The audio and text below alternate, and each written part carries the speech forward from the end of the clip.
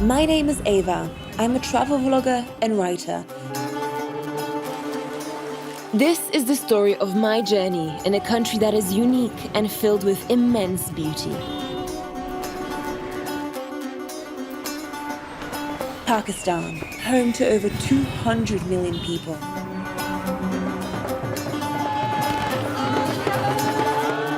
Today, we embark on an ambitious journey.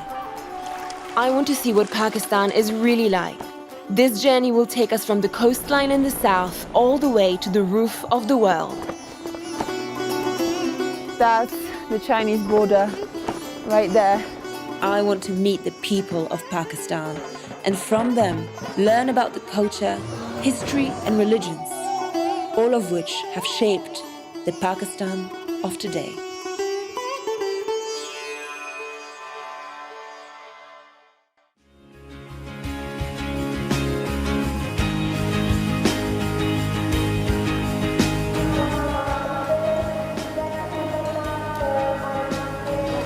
All right, let's go and try and find the platform for our train that leaves in about 15-20 minutes. There it is, platform 4. Oh, where's... I need to check my seat.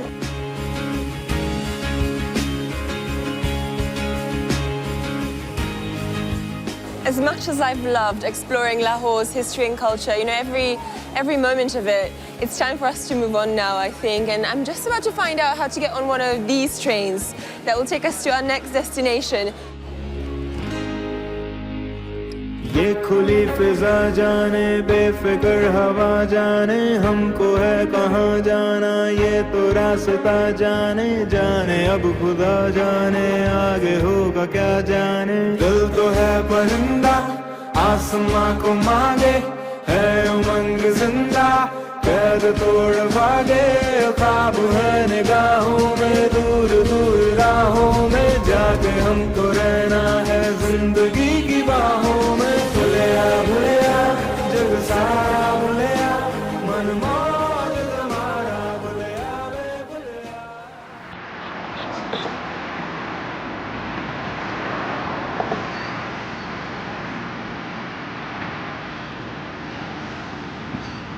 Following the partition between India and Pakistan in 1947, Pakistan was looking to have a new capital that was a bit more central than Karachi, the previous one. So they picked a piece of land in the middle of the country, they hired Greek architects and urban planners, and decided to build a new capital called Islamabad. So, in the 60s, this beautiful capital was created pretty much from scratch.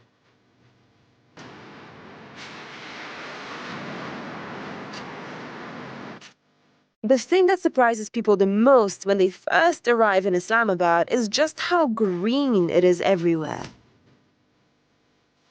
Islamabad is really lucky to have all this pristine nature that really surrounds it from all sides. Just look at these pure landscapes. Isn't it magic?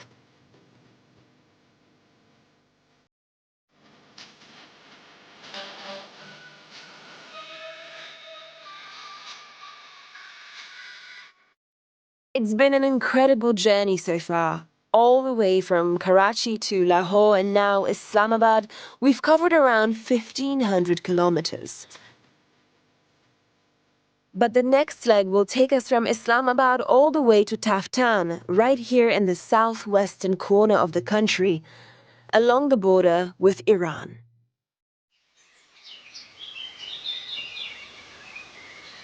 Before leaving for Taftan, we got a really interesting exclusive opportunity to get access to a place that not many people get a chance to go to.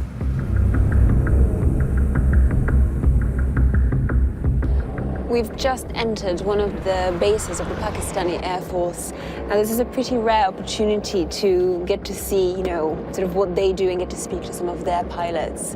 Normally, media crews and film crews from around the world don't really get this chance. Pakistan and India have been at war 4 times since the partition in 1947. In the past decade, after the US invasion of Afghanistan, the main task of the Pakistan Air Force has been to stabilize Pakistan's volatile western regions. Hi, I'm Ava. Nice to meet you. Hi, nice to meet you. I'm Flying Officer Zainab from Pakistan Air Force. Welcome to PF Base Aman. Let me show you around. All right, great. Here we have the training flying and then the operational flying. It is the multi-role squad. So initially they train the pilots and then they get ops on the aircraft. So ops mean that you can carry out all the operations in the wartime and everywhere else that you are required. So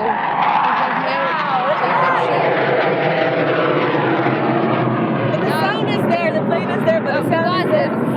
It is faster than the sound. Basically, it's a Mark II aircraft. It can go 2 times the speed of sound. 2 times the speed of sound? Yes, it can break the sound barrier, which they're not doing obviously right now, but it can break the sound barrier. That's incredible. It is like the fastest aircraft the Air Force have right now. That's incredibly fast. Wow.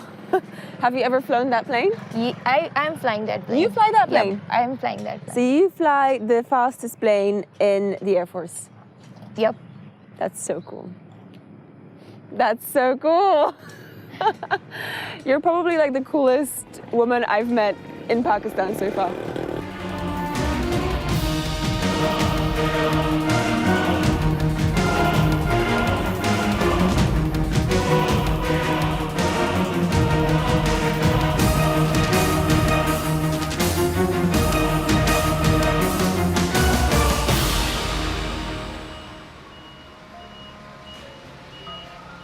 Unfortunately, I'm not allowed to sit with Zainab in an actual fighter jet, so she offered me the next best thing, to see her pilot a simulator plane.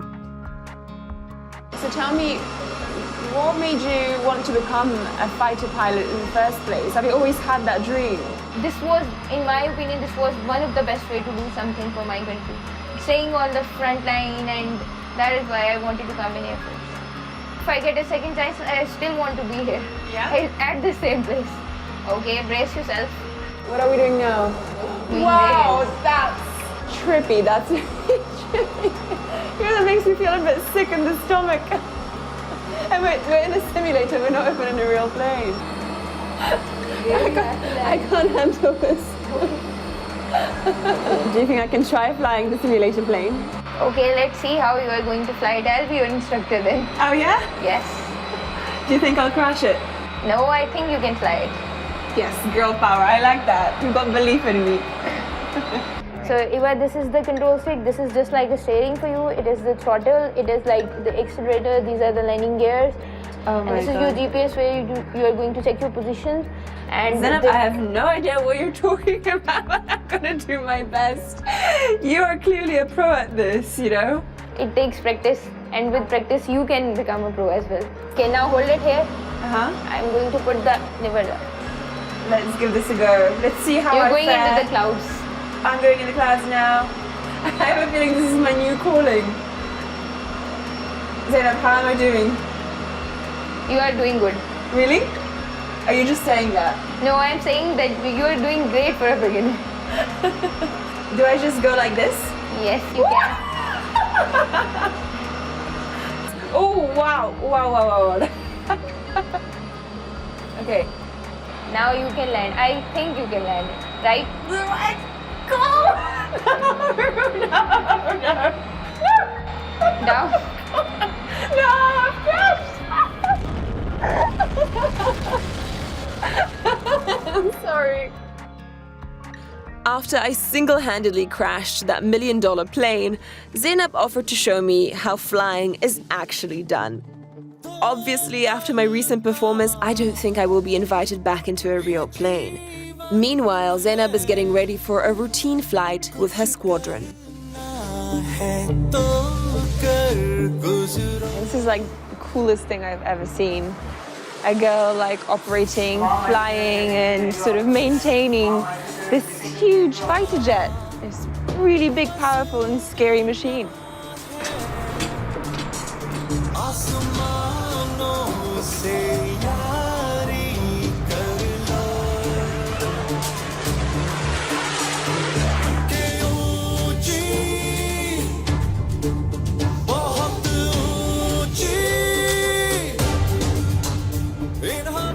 Zainab is so cool. She's this 24-year-old girl who had this wild dream to become a fighter pilot, and she's like a real role model, a real example, and not just for girls here in Pakistan. Forget Pakistan. She's an example for girls and women everywhere, anywhere.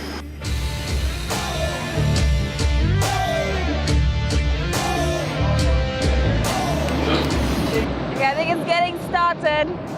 You can hear it sort of starting to sound, and there it is. It's going.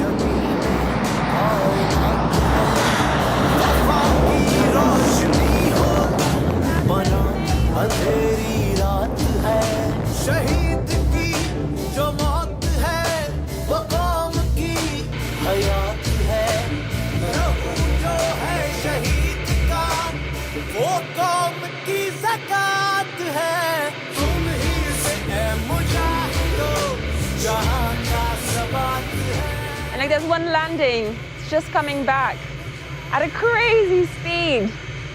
I don't know if I want to hear this. Wow.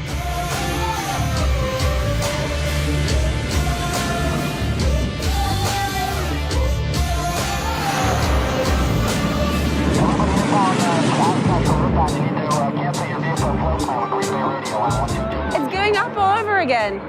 I wonder why it did that. So it literally just landed, touched the ground, and then took off again.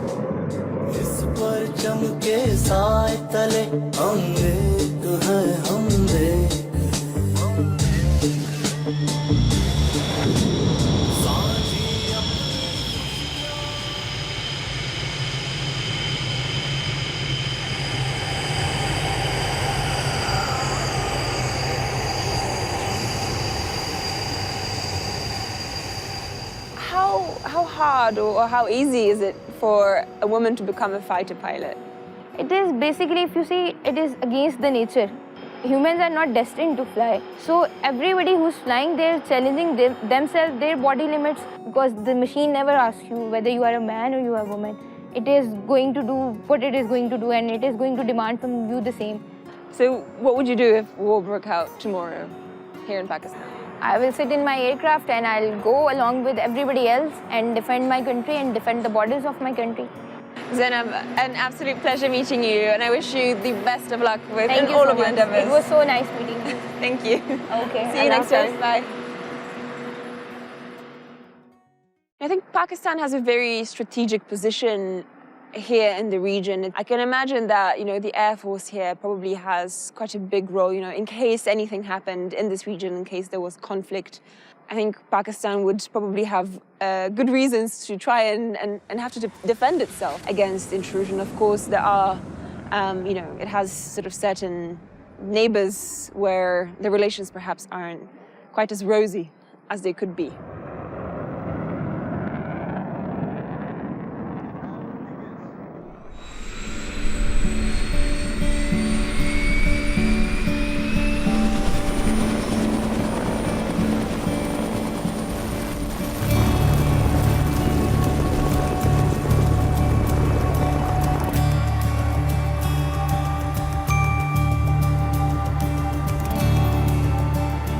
It's pretty hard to believe that we are finally on the way to Taftan, the border between Pakistan and Iran.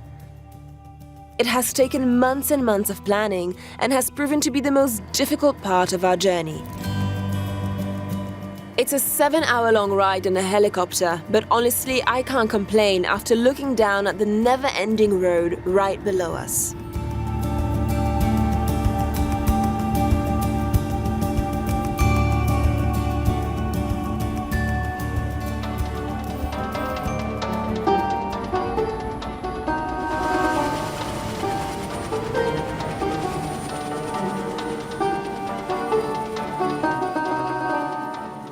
Wow, we're finally here, we've arrived. We must be so close to Iran right now. It's probably just over there.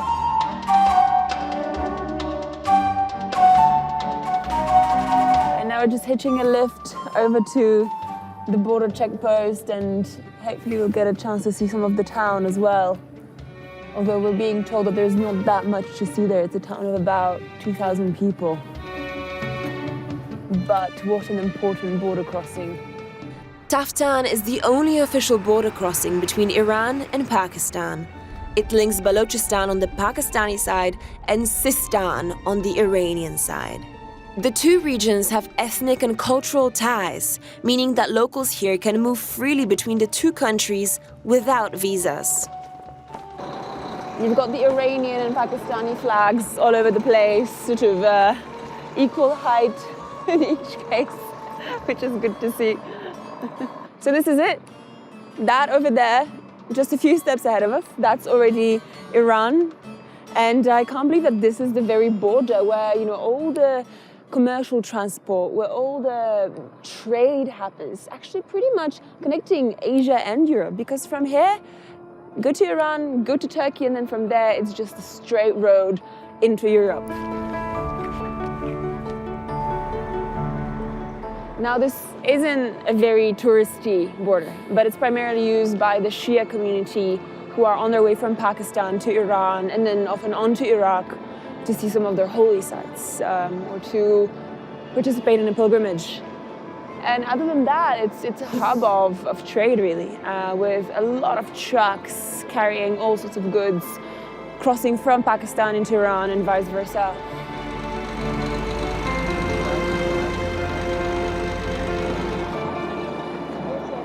Look at that. Iran. I have no idea what it says. Absolutely no clue. But this is an Iranian license plate for sure. I can tell from the flag.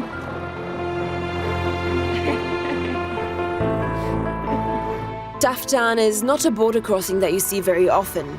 And to witness Iran so up close and see the kind of movement that takes place on this border is pretty surreal.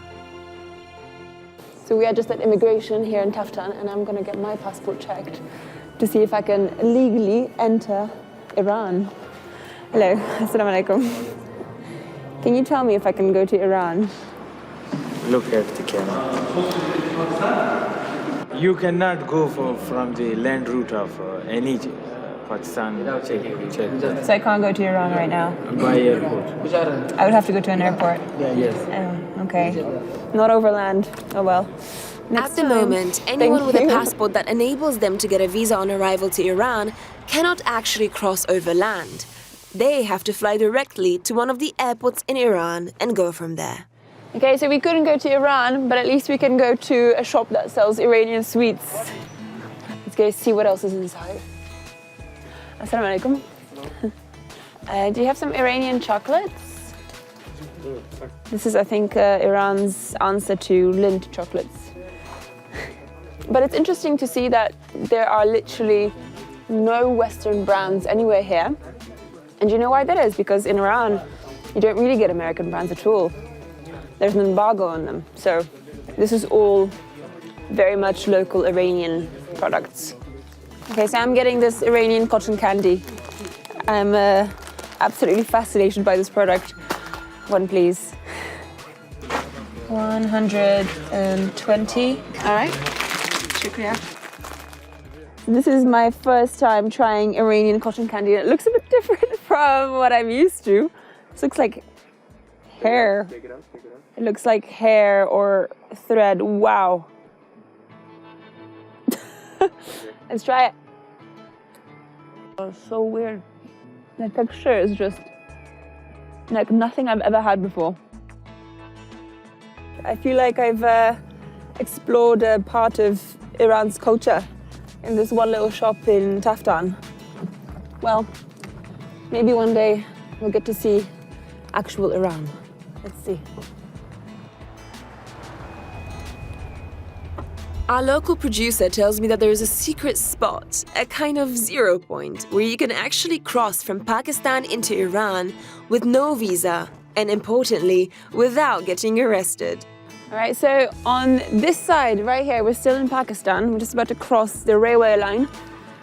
And just after those bricks right there, that's already Iran. So I think we're gonna try and step into Iran for just a short second. This feels very, very illegal. But here we go. I'm in Iran.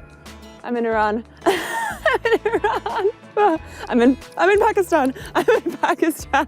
So here we've got Pakistan, PK with the Pakistani flag, and on the other side of this column we've got IRAN. This is Iran. Iran and Pakistan. Wow. Welcome to Sistan in Iran and Balochistan, Pakistan, the land of palms, sun, and legend. As interesting as it is to see the border itself, there isn't that much to do in Taftan. So we quickly decided to make our way to Quetta, the capital of Balochistan and its biggest city.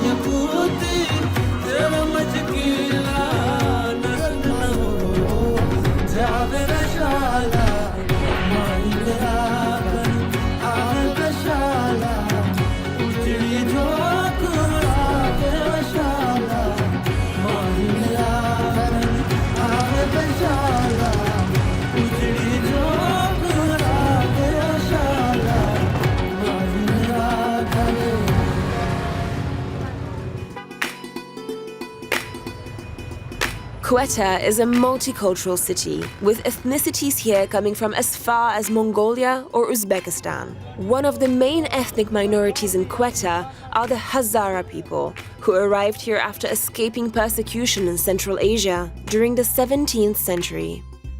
The Hazaras are said to be the descendants of Genghis Khan, as his armies swept across Asia, creating a massive empire. Today, I'm on my way to meet a bunch of young Hazaras who, instead of training to be horse-riding warriors, are practicing the extreme sport of parkour.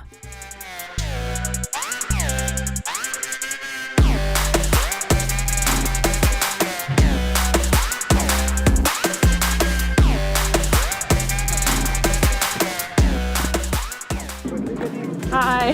Hi. Hi. I'm Eva. Welcome. Hey. Nice to meet you.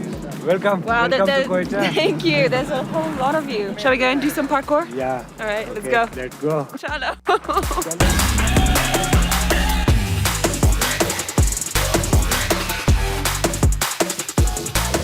Yeah, there's a lot of things I expected of Quetta, but parkour is definitely not one of them. But that's exactly where we are right now. We're on top of a building in the middle of Quetta, overlooking the entire city, and these boys are practicing parkour right here. It's just unbelievable.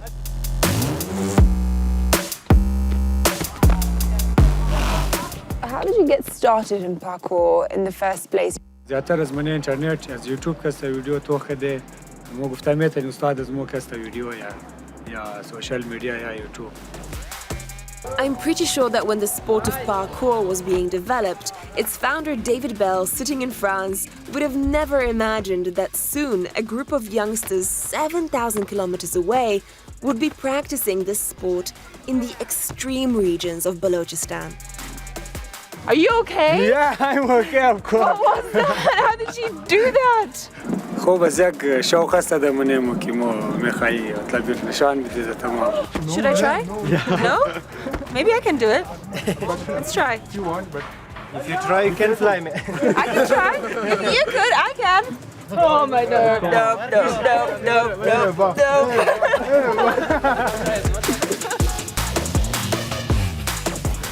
What makes you guys, the perfect parkour players or athletes? بس خاطرم زی کوایی بوده که ما مضبوط شدیم خانه مو بله کوه این جگه خانه مو بله کوه مو بلیم زی کوا موری مای روزانه همین مور مضبوط کده مزدورون مزبرو. So would you say that you and your team are you like the best parkour team in Pakistan? ما هی ده بیست دیگه ما از ما تالی کس خوبتر پیدا نشده من پاکستان که پارکور کنه.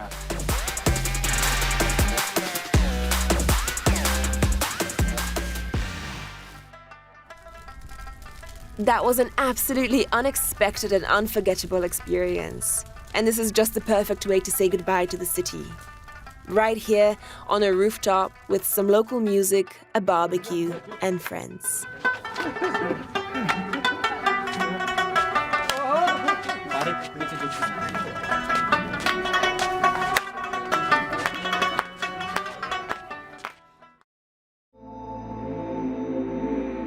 The next leg of our amazing adventure brings us to the border with Afghanistan. We're heading to the legendary Khyber Pass, the gateway for invasions from the north. The armies of Alexander the Great, the Mughals, and the British Empire have all passed through this land. Here where I'm standing, I'm about 10 meters away from the Afghan border.